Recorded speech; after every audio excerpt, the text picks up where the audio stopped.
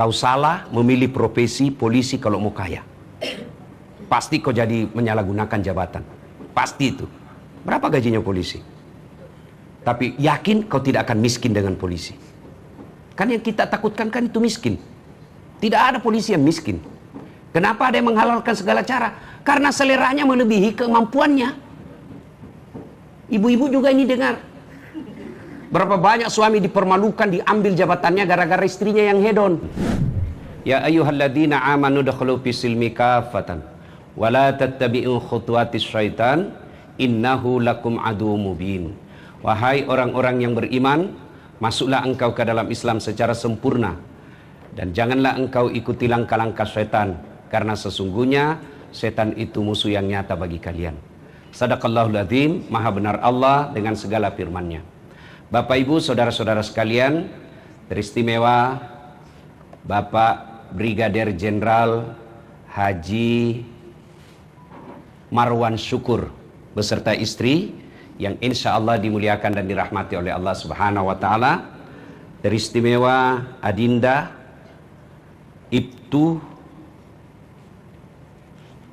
Genta, panggilan Genta ya, banyak sekali gelarnya, luar biasa. STR, Sarjana Terapan Kepolisian, SIK, Sarjana Ilmu Kepolisian, MSI, Master Science, MSc. Nah ini dari luar negeri berarti S2-nya. Bapak Ibu saudara-saudara sekalian, izinkan saya menyampaikan nasihat bukan dari Dasat Latif, tapi petua-petua agama. Apa karena saya cerdas dan hebat sehingga saya berdiri di sini? Tidak, karena sayalah yang paling banyak follower saya di sini. Pertama, adik ya, Genta, bersyukur Allah takdirkan kamu menikah dengan orang yang kau cintai.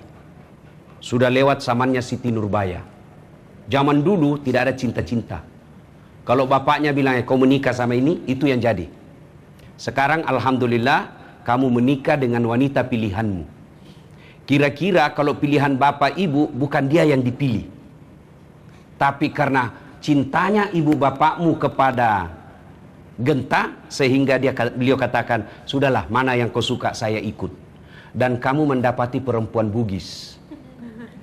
Dan perempuan Bugis itu tidak gampang mendapatnya. Pasti banyak uang panaiknya. Ya kan? Apalagi saya lihat dia dokter. Ya, pasti. Tapi alhamdulillah kamu bisa memperistrikannya, insya Allah. Maka untuk itu rasa syukurnya, maka pertama mengucapkan hamdalah, alhamdulillahi rabbil alamin. Supaya berbekas, ucapkan dengan benar dan kalau bisa usap lidah, usap dada. Ada orang biasa ucapkan hamdalah tidak berbekas di hatinya. Kenapa? Tidak ikhlas. Wih, anakmu lulus, alhamdulillah. Apa artinya itu? Kecelakaan tapi anakmu selamat, alhamdulillah. Apa itu alhamdulillah? Alhamdulillahi rabbil alamin, usap dada, pasti berbekas. Alhamdulillahi rabbil alamin, pasti ada bekasnya. Kalau cuma bilang alhamdulillah, tidak berbekas itu, sambil lalu saja. Makanya jangan heran ada ibu-ibu pegang tasbih tapi gosip. Ada tuh tasbih elektroniknya, tapi tetap aja gosip. Kenapa? Dia mengucapkan tasbih itu tidak ikhlas dan tidak bagus. Sembilan. Apa itu artinya sembilan? Seperti orang makan pisang goreng panas. Apa? Mestinya subhanallah, subhanallah, alhamdulillah, alhamdulillah. Itu cara bersyukur pertama. Melazimkan alhamdulillahi rabbil alamin. Yang kedua, cara bersyukurnya perbanyak sujud syukur. Sujud syukur ya. Alhamdulillah hari ini lancar acara kita. Lepas maghrib nanti sujud syukur. Sujud syukur. Selesai sholat maghrib, selesai berdoa, lanjutkan dengan sujud syukur. Apa yang kita ucapkan? Bahasa Indonesia boleh. Di sini, Dek Adinda Genta. Ya Allah, terimalah sujud hamba ini sebagai tanda terima kasih syukur hamba kepadamu atas lancarnya acara saya siang tadi. Itu kalau pandai bersyukur, Allah tambah. Satu aja yang tidak boleh disyukuri. Kan Nabi bilang, Allah katakan, kalau kau bersyukur, aku tambah nikmatku. Kalau kau kufur, aku kasih kau azab. Inna azabi lazadid, kata Allah. Satu aja tidak boleh disyukuri, istri. Kenapa Pak Jenderal kalau disyukuri istri, kan ditambah. Jadi jangan syukuri itu istri. Karena kalau disyukuri, ditambah. Nah ya, itu dulu sujud syukur. Lazimkan ini dua, besok adinda dapat tempat yang baik. Alhamdulillahirabbil alamin. Ya, dapat promosi jabatan. Alhamdulillahirabbil alamin. Yang kedua, sujud syukur. Yang ketiga, jangan mak tempo. Jangan sombong, jangan takabur, jangan angkuh. Kenapa? Kalau kau angkuh, maka akan kau dapat hukuman seperti Fir'aun. Fir'aun itu terkenal. Oh, elektabilitasnya paling tinggi. Semua orang kenal Fir'aun kan? Ibu-ibu kenal sama Fir'aun toh? Elektabilitasnya paling tinggi. Raja, kekuasaannya tak terbatas, cakep. Tapi karena dia sombong, Allah hinakan itu Fir'aun. Mana buktinya? Tidak ada orang mau dikasih nama Fir'aun.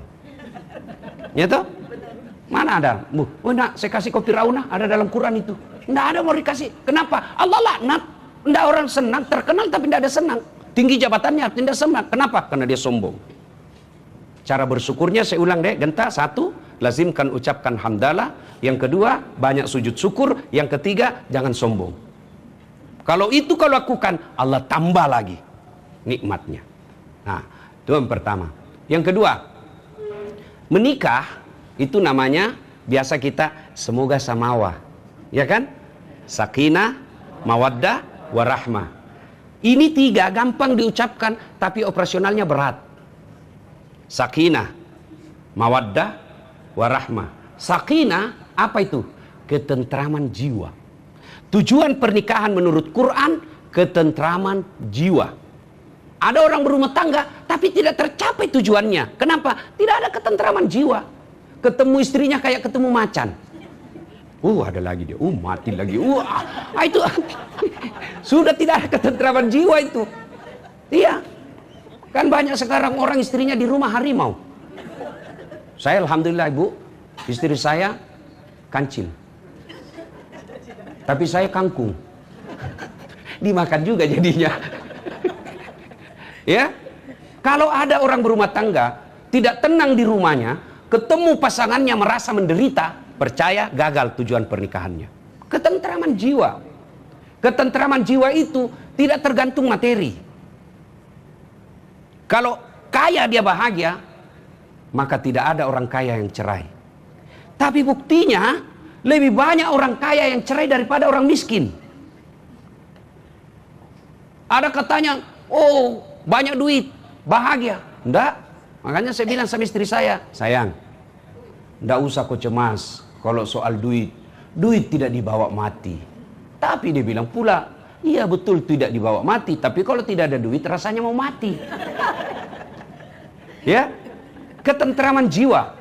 Adinda Genta, percayalah tidak mungkin kau dapat ketentraman jiwa kalau tidak ada agama. Pasti itu. Sebagai orang beriman, kita yakini agama yang membawa ketentraman. Maka dalam rumah tanggamu kelak harus dihiasi dengan agama. Hiasi dengan agama paling gampang prakteknya. Satu, ajak rumahmu itu ikut pengajian. Misal rumah seperti ini, alhamdulillah tidak semua orang dikasih rumah mewah seperti ini. Tapi kalau bisa, adalah sekali sebulan dipanggil majelis taklim untuk datang pengajian. Insya Allah itu rumah pasti Allah berkahi. Rumah mewah tidak pernah ada pengajian di dalam rumah itu, pantas tidak ada ketentraman jiwa. Ada rezeki, tiba-tiba dapat rezeki, dapat bonus, ajak anak yatim piatu, bawa makan, jangan makan seadanya, kasih makanan yang enak. Dan tidak ada orang bangkrut serta hina karena memuliakan anak yatim. Saya amanahkan ini, Adinda Genta, karena kamu seorang polisi, nanti bedek mau cari pangkat jabatan, tidak usah kau cari muka sama pimpinanmu, capek. Lebih baik kau cari muka kepada Allah. Gimana caranya? Kau kasih makan anak yatim. Allah yang lapangkan itu karpet merah buat kamu. Kalau masih percaya, Allah yang nentukan segala-galanya. Kalau kau cari muka sama jenderalmu, ganti jenderal, cari muka lagi. Dan bukan cuma kamu, istrimu juga kau suruh cari muka sama istrinya jenderal. Capek kan? Begitu ganti, cari muka lagi. Ngapain kau sekolah sampai ke luar negeri kalau hanya cari muka? Kau berdiri di kakimu, tegak kepalamu karena punya harga diri. Gimana caranya mau dapat jabatan? Minta kepada Allah. Kalau Allah tidak kasih, jangan sangka buruk. Berarti tidak baik yang saya minta. Kalau ini kau amalkan, tenang jiwamu deh. Agama. Hadirkan agama. Panggil anak yatim makan di rumah. Pasti Allah gelontorkan harta di rumahmu. Dan itu kalau orang miskin dibawa masuk rumah, terpesona dia, Pak. Anak yatim disuruh masuk rumah. Masya Allah. Yang dipuji Tuhan. Subhanallah. Kasih makanan, dia nikmati. Lalu dia doakan yang punya rumah. Kalau kau undang orang kaya, bukan dia doakan kamu, dia celah. Tidak serasi gordennya. Ini orang kaya tuh kalau kau undang. Dia lihat lagi kita. Dia tidak ngomong tapi mukanya busuk. Itu orang kaya tuh. Maka lebih baik undang anak fakir miskin. Dia doakan. Maka kalau mau samawa, sakinah, ketentraman jiwa, resepnya agama. Nah, sudah? Sakinah, mawaddah, warahmah. Cinta dan kasih sayang. Nah itu beda, Dek. Cinta dan kasih sayang beda. Cinta ini susah didefinisikan. Sampai sekarang para ahli cinta sampai sekarang belum bisa menjawab apakah indah yang membuat kita cinta atau cinta yang membuat kita melihatnya indah. Jawab Ibu. Hah? Cinta yang membuat jadi indah. Ada juga orang indah yang membuat dia jadi cinta. Karena jelek, karena ada cintanya. Tai kucing rasa coklat. Itu karena sudah cinta mati itu dia tuh. Biar jelek karena sudah jatuh cinta, cantik juga dia lihat. Tapi ada juga mengatakan, cinta, cantik dulu baru dia cinta. Sampai sekarang, definisi cinta saja orang masih ribut. Cinta itu identik dengan syahwat. Cinta itu identik dengan kulit mulus, glowing, bleaching. Itu cinta. Apakah semua itu? Ya, itu cinta itu identik dengan body yang masih kental, seksi, body gitar. Itu cinta. Kasih sayang itu seperti ibu kepada anak. Maka jangan heran kalau sudah tua-tua kakek nenek tidak ada lagi cinta-cinta. Yang ada sayang. Kalau kau menikah karena cinta, kau akan menjadi playboy.